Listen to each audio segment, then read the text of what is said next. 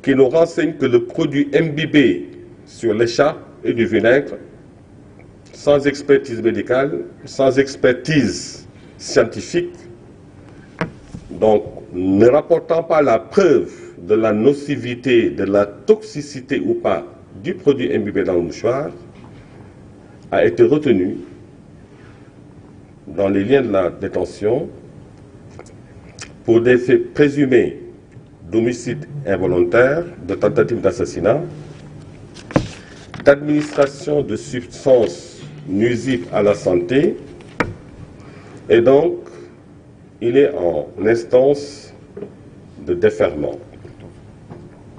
Et là,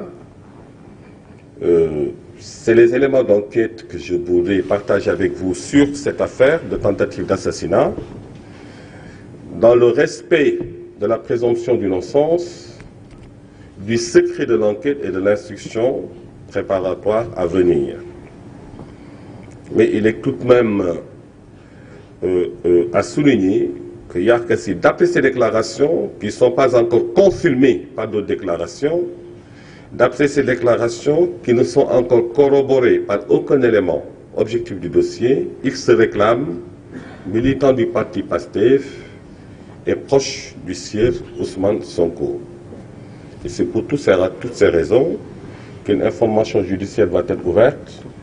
Il appartiendra au magistrat instructeur, en rapport avec tous les moyens d'investigation qu'il tient de la loi, de nous renseigner sur cette tentative d'assassinat. Tel était donc ce que j'aurais souhaité partager avec l'opinion nationale et internationale sur ce qu'il a été convoqué, l'affaire de la tentative d'assassinat. Le quatrième point concerne ce qu'il est appelé l'affaire d'un groupe ou d'une organisation qui se fait lui-même ou elle-même appeler le commando. Le commando, nom que ses animateurs lui ont fait porter. Alors, cette affaire du commando, il est apparu dans la dynamique des investigations consécutives à l'organisation de manifestations publiques et dans l'impératif de la prise en charge sécuritaire du pays par les institutions dédiées,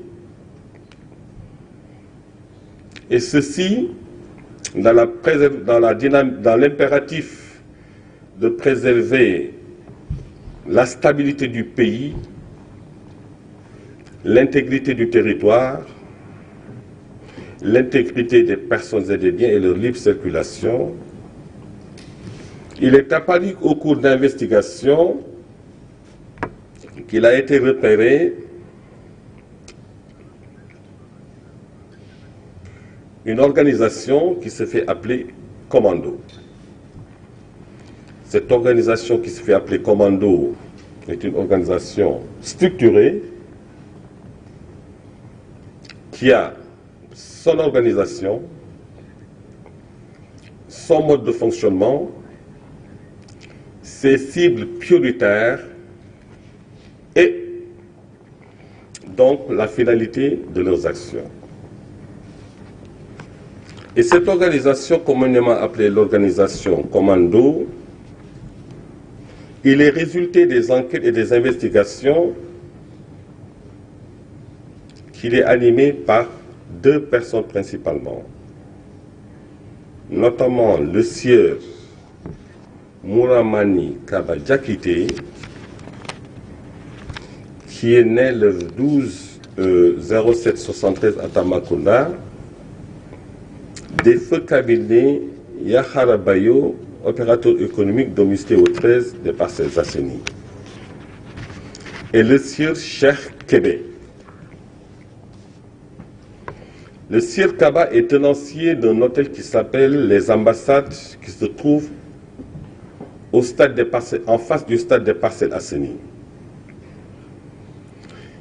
Et dans les investigations opérées, ce Sieur Mouramani Kaba Diakité est le coordonnateur des activités subversives du groupe qui se fait appeler le groupe Commando. Des activités subversives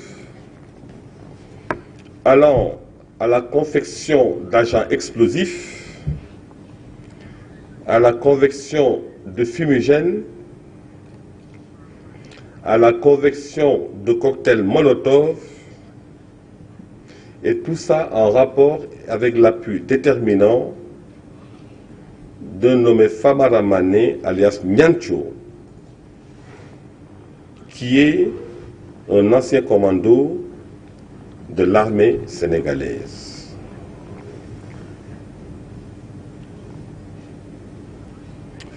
Vous remarquerez que je ne peux pas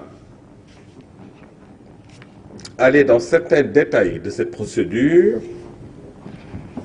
parce qu'il s'agit de faits mettant en jeu la stabilité du pays, l'intégrité de son territoire et la protection des biens et des personnes. Et ce que je partage avec vous, il est résulté des investigations qui ont été menées par les chevronnés enquêteurs et consignées sur procès-verbal régulier.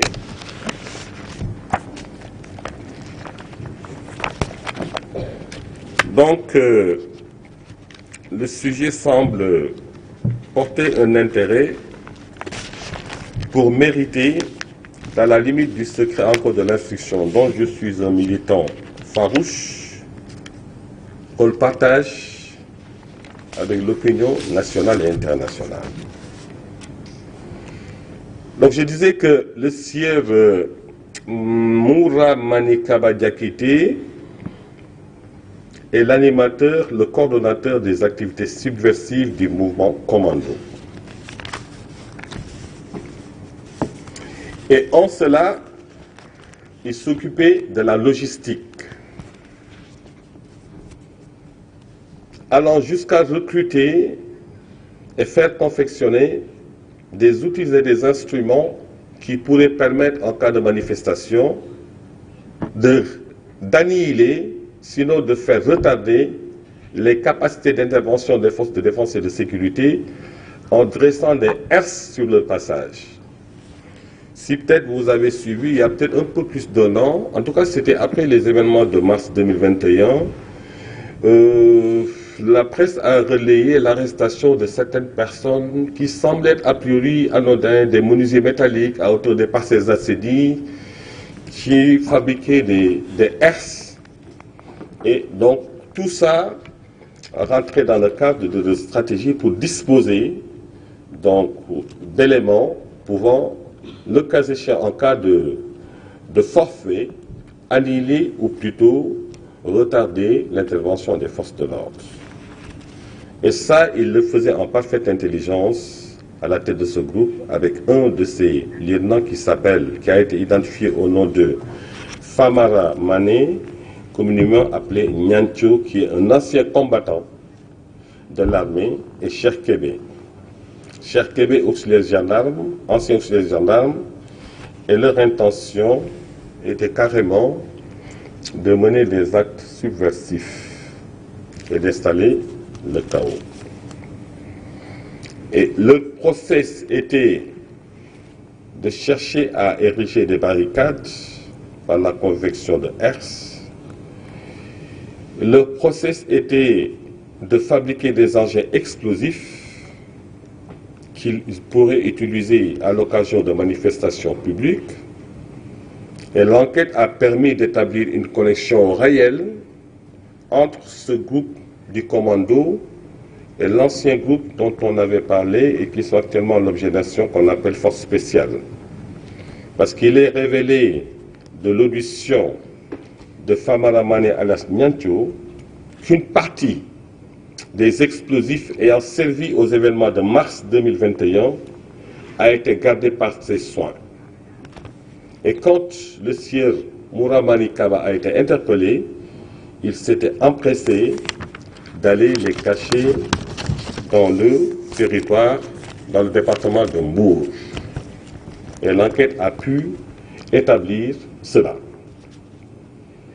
Toujours au titre de cette organisation, il y a le nommé Djiba, qui travaille en parfaite intelligence avec Farama Ramani alias Nyancho, parce que ce Djiba est rompu dans la fabrication d'explosifs.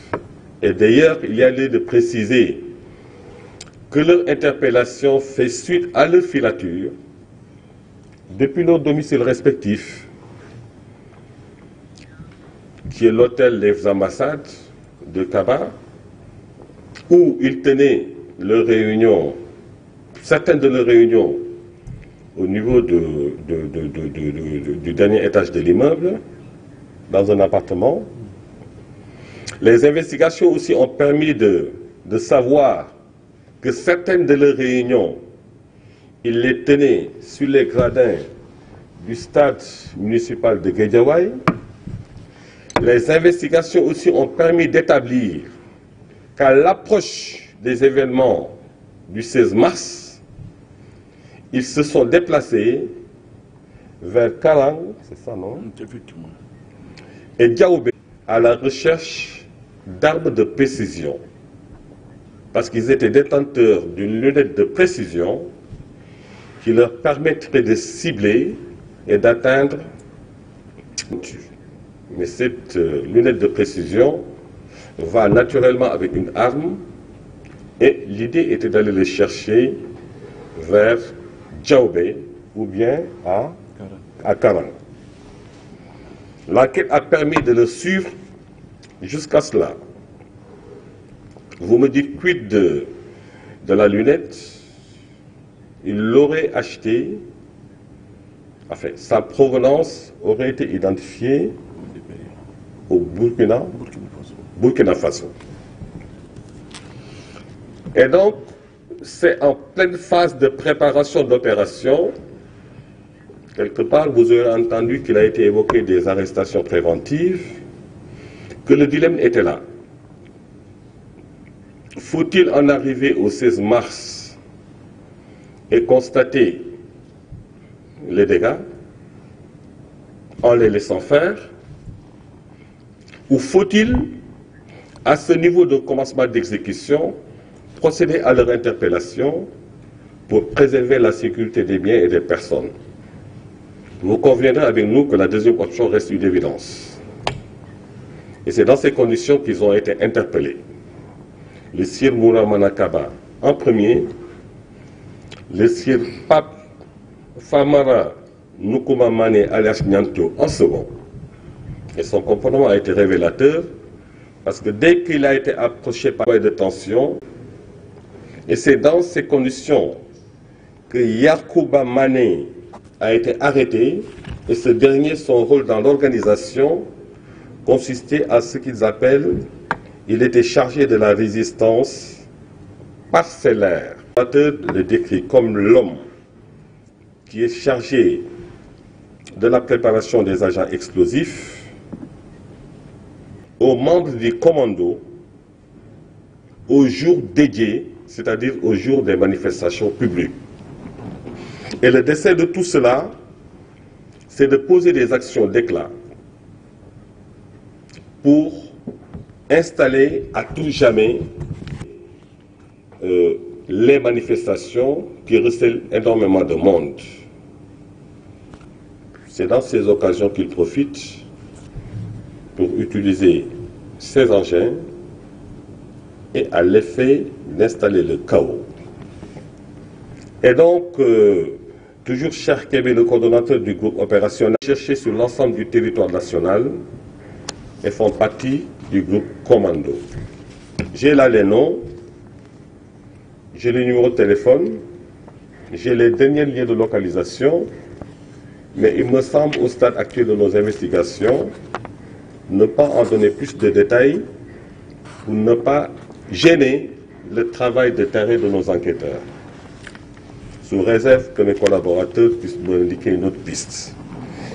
Alors, après le déferment de ces 4 personnes pour des faits d'association de malfaiteurs terroristes, atteinte à la sûreté de l'État, actes et manœuvres de nature à compromettre la sécurité publique et à occasionner des troubles politiques graves, destruction de biens publics et privés, incendies criminels, ils ont incendié des bus, des stations-service, vols, pillages, meurtres, faits prévus par les articles 112 à 84 et 279.1 à 7 du Code pénal. Une information judiciaire sera offerte par les soins du procureur de la République et du tribunal de grande instance de Dakar, territorialement compétent, afin que le juge d'instruction puisse, dans le cadre de la poursuite de ces investigations, nous renseigner davantage sur le modus operandi, l'objectif et le mode de fonctionnement de cette organisation. Mais d'ores et déjà, il me plaît de préciser qu'aujourd'hui, sur les objectifs, les cibles prioritaires dont je faisais état tout à l'heure, ils ont été clairs et sans équivoque. Les cibles prioritaires, c'est porter atteinte à l'intégrité, pas physique, à la vie de certaines personnalités publiques, dont la pudeur aujourd'hui m'interdit de les prononcer nommément. J'ai les listes, j'ai les noms, et ces personnalités publiques sont de la justice, ces personnalités publiques sont de l'appareil d'État, ces personnalités publiques sont des milieux maraboutiques, et ces personnalités publiques sont même du milieu de la presse. Et la finalité pour cette organisation, c'est d'atteindre une personne ou des cibles connues à l'effet de faire peser la psychose sur les populations et en profiter pour mettre en place des conditions d'une insurrection. Et leur terreau, justement, dans leur monitoring, dans leur mode de fonctionnement, la seule manière de le faire est à travers le relais sur les réseaux sociaux d'inciter une partie de la population à former des rassemblements, et ces rassemblements seraient justement le prétexte et le terreau qui leur permettrait d'entrer en action. Voilà le modus operandi, pour ne pas en dire davantage. Et c'est donc fort de tout cela que l'État, la justice, sous la direction du procureur de la République, du tribunal de grande instance de Dakar et du procureur de la République du tribunal de grande instance de Mbour, de Pikine-Guédiawaye, ici présent, ont procédé, j'enseigne avec le 5e point, à des arrestations. Des arrestations déjà qui visent les animateurs et les acteurs connus de ce groupe subversif qu'on appelle les commandos et qui sont en instance de déferment, d'autres recherchés. Et des arrestations aussi connues de certains de leurs relais sur l'espace public. Et c'est sous ce rapport que des arrestations ont été opérées. Arrestations déjà, fort heureusement, qui concernent les animateurs du commando, notamment le sieur Moura Manika Badiakité et le sieur Cheikh Kébé qui anime le groupe opérationnel. Et ces arrestations se sont poursuivies sur l'ensemble du territoire national et ont concerné de près ou de près toute personne ayant un lien ou toute personne en tout cas ayant posé des actes de nature à faciliter la réalisation des desseins de cette organisation qu'ils appellent le commando. Beaucoup de personnes ont été arrêtées pour des délits divers, participation à des manifestations non autorisées,